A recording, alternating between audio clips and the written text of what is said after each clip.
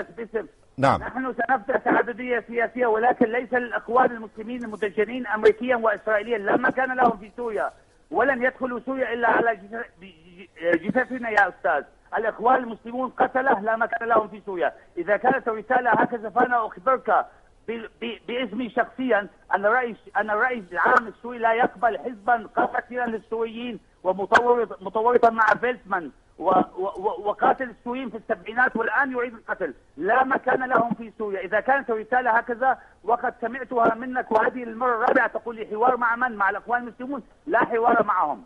نحن سنتحاور، هناك حوار وطني سيجري، ولكن هم جزء من الشعب يا دكتور، أنت تعرف ذلك أنهم جزء من الشعب يا دكتور. الإخوان المسلمون كانوا في مصر أو في تونس أو في كل الدول العربية، هم جزء، شريحة من المجتمع، لا يمكن أن تلغي هذه الشريحة بأي طريقة أو بأخرى. أنا ألغيها. هؤلاء قتله لا مكان لهم، المجرم لا مكان له بين أبناء الشعب.